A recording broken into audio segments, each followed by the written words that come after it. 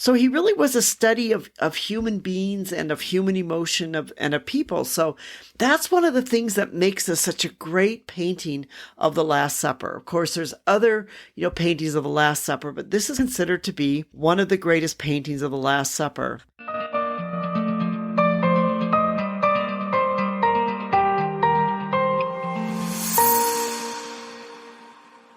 Hi, this is Anita with 5 Minutes with Art.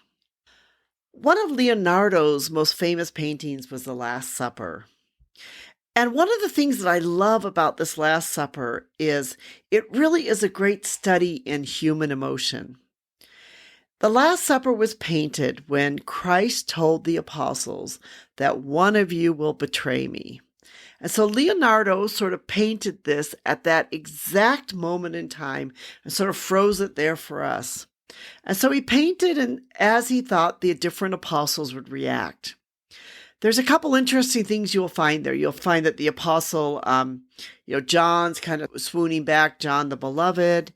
You will find that, James the Great is kind of throwing his hands up in the air and he's kind of saying like, oh, what do you mean about this? And, doubting Thomas is pointing up kind of like, really? Is this what you mean? Like, are you sure? And then you sort of have, Peter, who is holding a knife, which basically symbolizes that he will be cutting off the knife of the soldier that comes to get Christ. And there's Judas, who is clutching his bag of coins that he got from betraying Christ. It really is very interesting because Leonardo, being so gifted and really somebody who's really studied like the human beings and human emotion, put all of that to work. Leonardo would go out with his notebooks and he would, sketch people and he would sketch their emotions. He studied human emotions. He, within his lifetime, he cut open like 30 cadavers, to be able to explore the human body and how the human body worked and the form of the human body. And so he really was a study of human beings and of human emotion and of people. So that's one of the things that makes this such a great painting of the Last Supper. Of course, there's other, paintings of the Last Supper, but this is considered to be one of the greatest paintings of the Last Supper. Leonardo was notoriously slow. The painting was supposed to take 1 year to complete, but it ended up taking him quite a bit longer.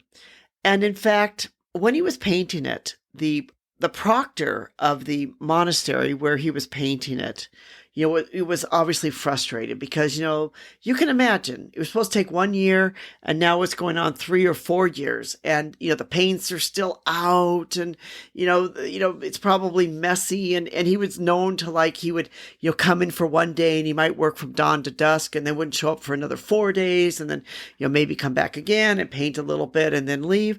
So you can imagine the monastery itself, the proctor that was in charge, was very frustrated with Leonardo. And this really, to me, shows a lot of his personality. So he complained to the patron who had, given Leonardo this commission to be able to paint this Last Supper. And Leonardo basically said to his patron, he said, well, you tell that proctor that if he keeps bothering me, that I'm going to paint him as Judas. And, that will be it. He didn't end up painting the proctor from what we know as Judas, but it shows a little bit of his personality and a little bit how Leonardo was, that he, maybe was a little bit difficult to work with for some people, but at the same time, he seemed to have a really keen sense of humor. The Last Supper is really, it is a great study of not only just Renaissance painting, it's just a classic of it, but it's really a great study of human behavior.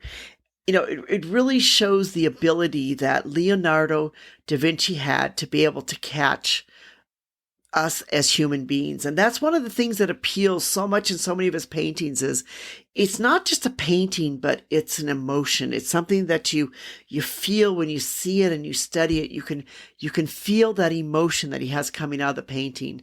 And it kind of shows that that's what a great painter does.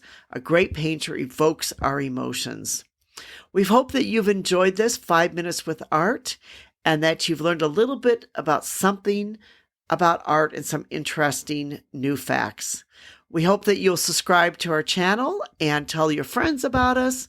And if you have any comments or questions, let us know. Thank you so much for listening.